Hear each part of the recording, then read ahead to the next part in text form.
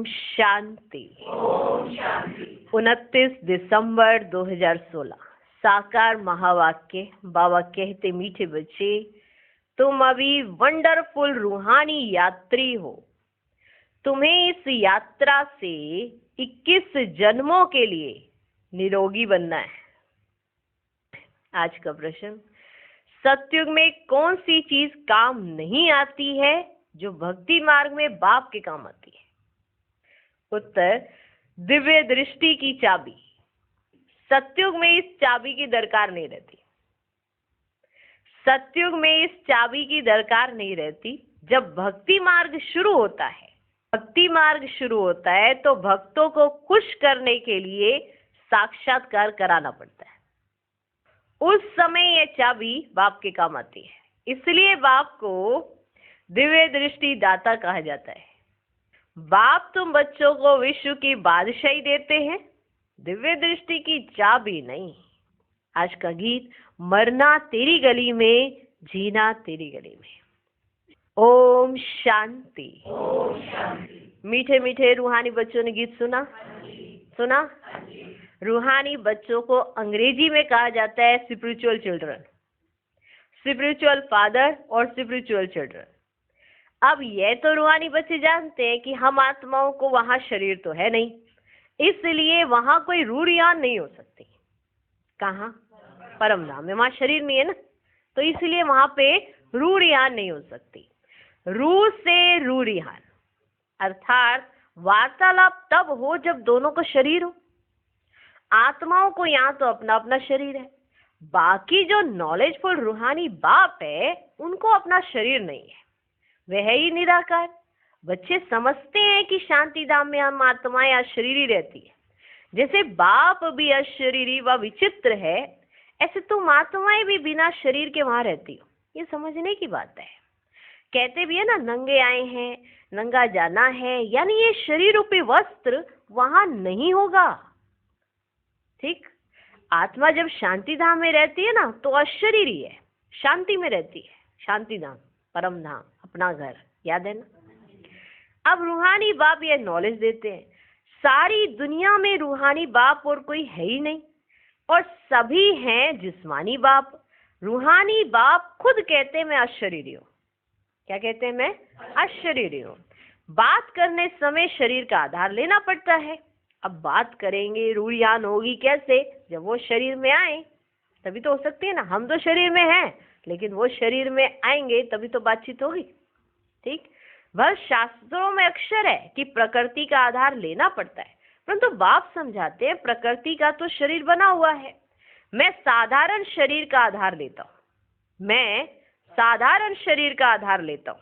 रूहानी बाप को रूहानी सर्जन कहा जाता है, क्योंकि याद व योग सिखलाते हैं, जिससे हमारी आत्मा एवर निरोगी बन जाती है। क्या बन जाती है? एवर निरोगी, माना कोई विकार नहीं रहता और ना ही कोई रोग रहता है। एवर निरोगी बन जाते। 21 जन्म कभी रोगी नहीं बनते, माना कोई रोग नहीं होगा। यहाँ तो है ना कितने रोग, कभी सिर दर्द, कभी टांग दर्द, कभी पेट दर्द, कभी कमर दर्द, कभी घुटने दर्द, है ही है। कोई ना कोई रोग एक बच्चे से लेकर बूढ़े तक सबको होगा। क्या रोग? बाप आकर हमको 21 जन्मों के लिए निरोगी बनाते हैं। बाप को यात्रा सिखलाने वाला पंडा भी कहा जाता है। हम वंडरफुल रूहानी यात्री हैं। हम रूहानी यात्री हैं। हैं? कौन? रूहानी यात्री। इस रूहानी यात्रा को और कोई मनुष्य मात्र दुनिया में नहीं जानते हैं। भारत खास और दुनिया आम, हमेशा ऐसे कहा जाता है। खास हमको ये रूहानी यात्रा सिखलाई जाती है। कौन सिखलाते हैं? Spiritual father. कौन सिखलाते हैं? Spiritual father. जिस्मानी यात्राएं तो मनुष्य जन्म जन्मांतर करते आए हैं। कोई कोई तो एक जन्म में 2-4 यात्राएं भी करते हैं। वह कहेंगे जीव आत्माओं की यात्रा और यह है आत्माओं की यात्रा। ये बड़ी समझने की बातें हैं। ये बड़ी समझने की बातें हैं। चलते फिरते बुद्धि में बाबा को याद रखना है तो अंतमति स्वगति हो जाएगी। बाबा की याद में हम बाबा के पास चले जाएंगे। अब तुम रूहानी बच्चों को रूहानी बाप ये यात्रा सिखलाते हैं। गीता में मन मना भव अक्षर है। परंतु उनका अर्थ भी कोई नहीं समझते नहीं है। बाप कहते मुझे याद करो तो तुम्हारे पाप भस्म होंगे। फिर क्या होगा? तुम बच्चे जानते हो, हम याद से तमो प्रधान से सतो प्रधान बन जाएंगे। इस समय देखो बच्चे, सब तमो प्रधान है। जब सारा झाड़ जर्जरीभूत हो गया है तो फिर आत्मा सतो प्रधान कैसे बने? वापिस घर में कैसे जाए? वहां तो पवित्र आत्मा ही रहती है।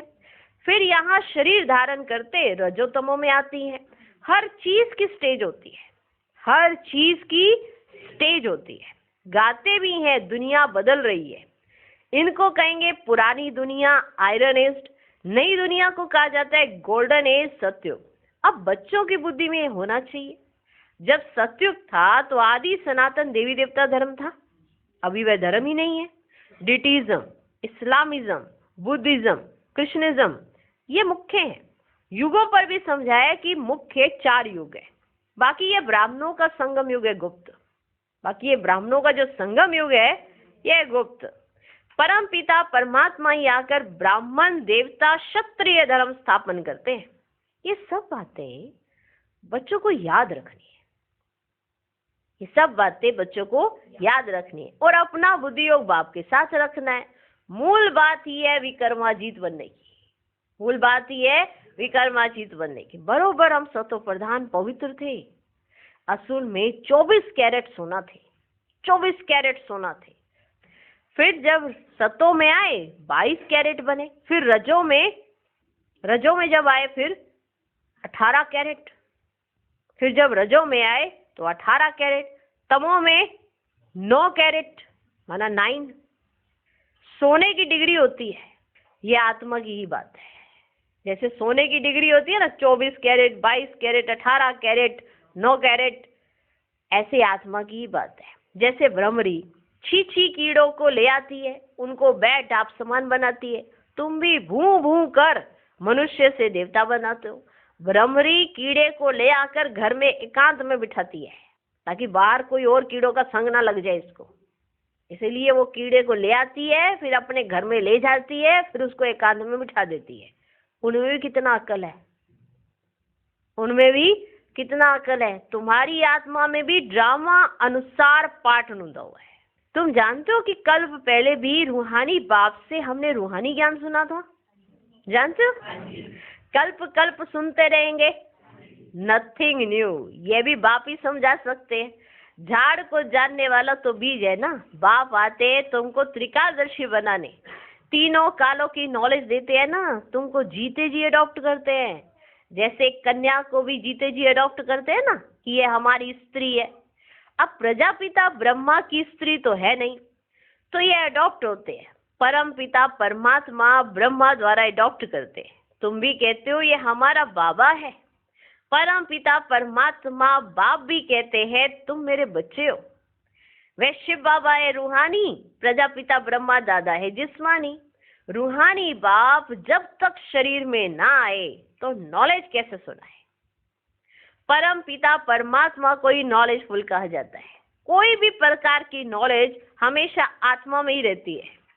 कोई भी प्रकार की नॉलेज हमेशा आत्मा में ही रहती है। जिस्मानी नॉलेज भी आत्मा ही पढ़ती है ना, परंतु तमो प्रधान होने के कारण आत्म अभिमान कोई को रहता ही नहीं। तमो प्रधान है इसीलिए आत्म अभिमान कोई को रहता ही नहीं। आत्म अभिमानी तुम अभी बनते हो। सत्युग में ये बातें नहीं समझाई जाएंगी। इस समय बाप कहते तुम अपने को आत्मा समझ, बाप को याद करो, क्योंकि पापों का बोझा इस समय सिर पर है, वह उतारना है। बाप को बुलाते भी इस समय है ना कि आकर पतितों को पावन बनाओ। आत्मा इम्प्योर तम प्रधान बनी है, इसलिए बाप को याद करती है। भक्त कोई भी नहीं जानते कि परम पिता परमात्मा कोई बिंदी है। कोई भी भक्त नहीं जानते कि परम पिता परमात्मा कोई बिंदी है। बिंदी का तो मंदिर बना ना सके, बिंदी का तो मंदिर बना ना सके, शोभा ही नहीं होगी। शोभा होगी? शोभा ही नहीं होगी। एक तो लिंग बनाते हैं, फिर साक्षात्कार के लिए कहते हैं हजारों सूर्यों से तेजो में है। क्या लिंग इतना तेजो में है? क्या लिंग इतना तेजो में है? जैसे अर्जुन के लिए दिखाया है ना, उनको साक्षात्कार हुआ तेजो में रूप का। काम ते सहन नहीं कर सकते। ये अक्षर सुना हुआ है ना। यहां भी शुरू में भूतों को साक्षात्कार हुआ था। कहते थे बंद करो, हम सहन नहीं कर सकते। आंखें लाल हो जाती थी, आंखें लाल हो जाती थी। वह समझते हमने परमात्मा का साक्षात्कार किया। किसने कराया? श्री कृष्ण ने तो नहीं कराया, शिव बाबा ने ही साक्षात्कार कराया। उनको दिव्य दृष्टि दाता कहा जाता है। बाप कहते हैं चाबी मैं तुम बच्चों को नहीं दे सकता। जो दिव्य दृष्टि की चाबी है ना, वो मैं तुम बच्चों को नहीं दे सकता हूँ। ये चीज मुझे ही भक्ति मार्ग में काम आती है। सत्युग में इसकी दरकार नहीं रहती है। तुम पुजारी से पूज्य बन जाते हो। बाप कहते मैं तुमको विश्व का राज्य भाग्य देकर अपने परम धाम में जाकर बैठ जाता हूं। मैं पूज्य पुजारी नहीं बनता हूं। तुम बच्चे अभी सेंसिबल बने हो। चलन से भी समझा जाता है कि ये कितना मीठा है। चलन से भी समझा जाता है कि ये कितना मीठा है। इनको धारणा बहुत अच्छी होती है। चलन ही तो बताती है ना कि आप कैसे हो। चलन से ही समझा जाता है कि ये कितना मीठा है। इनको धारणा बहुत अच्छी होती है। कितने टॉपिक्स बनाते हैं बाबा। जो टॉपिक सुनाते हैं वह नोट रखने चाहिए। आज यात्रा पर समझाएंगे। यात्रा 2 प्रकार की होती है। यह नंबर 1 टॉपिक। मनुष्य सब जिस्मानी यात्रा करते भक्ति मार्ग में। ज्ञान मार्ग में जिस्मानी यात्रा होती ही नहीं। तुम्हारी ये रूहानी यात्रा। बाप समझ जाते हैं तमो प्रधान से सतो प्रधान तुम इस यात्रा से बनेंगे। आत्मा पवित्र बनने के बिना घर जा ही नहीं सकती है। सब आत्माएं यहाँ ही आती रहती है, जाते कोई भी नहीं। गवर्नमेंट को भी तुम समझा सकते हो। सत्युग में जब देवी देवताओं का राज्य था तो एक बच्चा एक बच्ची होते थे, 100 भी योग बल से। अब ख्याल करो सत्युग में कितने थोड़े मनुष्य होंगे और संपूर्ण निर्विकारी। लक्ष्मी नारायण की गद्दी चली है तो जरूर बच्चा भी होगा। हम जब योग बल से विश्व के मालिक बनते हैं तो क्या योग बल से बच्चा नहीं पैदा कर सकते? ये ड्रामा में नूंद है। पवित्र होने के कारण साक्षात्कार होता है कि बच्चा होने वाला है। वह खुशी रहती है। विकार की कोई बात नहीं। तुमसे पूछते हैं बच्चे कैसे पैदा होंगे? बोलो पपीते का झाड़, मेल फीमेल 1-2 के बाजू में होने से फल पैदा होता है। अगर दोनों 1-2 के बाजू में नहीं होंगे तो फल नहीं होगा। वंडर है ना। तो वहां क्यों नहीं योग बल से बच्चा हो सकता है? मोर डेल का भी मिसाल है। उनको कहा जाता है नेशनल बर्ड। मोर को प्रेम के आंसू से गर्व हो जाता है। प्रेम के आंसू से गर्व हो जाता है। यह विकार नहीं हुआ ना। ये भारत शिवालय था, शिव बाबा ने बनाया था। अब रावण ने वैशाल्य बनाया है। यह भी किसको पता नहीं है। शिव जयंती तो मनाते हैं, रावण जयंती कहाँ है? रावण का तो किसको भी पता ही नहीं है। उनको बनाकर फिर दशहरे के दिन मार डालते हैं। तुम बच्चे जानते हो रावण 5 विकारों को इन पटाखों आदि से नहीं जलाना है। रावण को जलाते हैं, पटाखे लगा देते हैं ना। पटाखों से रावण नहीं जलता है। तुम बच्चे जानते हो रावण 5 विकारों को इन पटाखों आदि से नहीं जलाना है। योग बल से उन पर विजय पानी है। जो योग बाबा ही आकर सिखलाते हैं। कहते हैं योगी भव होली भव। गीता में फिर अक्षर है मन मना भव। मुझे याद करो। इस यात्रा से ही तुम शांति धाम में चले जाएंगे, फिर अमर लोक में आ जाएंगे। मनुष्य यात्रा पर जाते तो पवित्र रहते हैं। काशी में जाने वाले पवित्र रहते हैं, परंतु काशी में रहने वाले कोई पवित्र नहीं रहते। काशी में यात्रा के लिए जाने वाले पवित्र रहते हैं और काशी में रहने वाले कोई पवित्र नहीं रहते। यहाँ रावण राज्य में है पतितों का व्यवहार पतितों से। यहाँ रावण राज्य है ना, तो पतितों का व्यवहार पतितों से। वहां है ही पावन का व्यवहार पावन से। फिर भी नीचे तो उतरना ही है। बाबा ने समझाया है, आधा कल्प है दिन, आधा कल्प है रात। यह भी ब्राह्मणों की बात है। ब्राह्मण ही फिर देवता बनते हैं। नई दुनिया में लक्ष्मी नारायण कहां से आए? कोई लड़ाई तो नहीं की। महाभारत लड़ाई दिखाते हैं, फिर उनकी रिजल्ट तो कुछ भी दिखाते ही नहीं है। कहते हैं 5 पांडव थे, कहते हैं 5 पांडव थे। तुम कितने पांडव हो? तुम कितने पांडव हो? तुम हो रूहानी पंडे। जानते हो अब सबको वापस जाना है। जानते हो अब सबको वापस जाना है। बाबा आते ही है सबको ले जाने। वे सुप्रीम पंडा अथवा गाइड, लिबरेटर, माया से मुक्त कर साथ ले जाते हैं। साथ में ले जाने वाला गाइड तो जरूर चाहिए। ये बातें बुद्धि में अच्छी रीति याद रहनी चाहिए। ये बातें बुद्धि में अच्छी रीति याद रहनी चाहिए। वह शास्त्र तो छपे हुए होते हैं, कोई भी जाकर पढ़ सकते हैं। ये ज्ञान तो बाप ही देते हैं।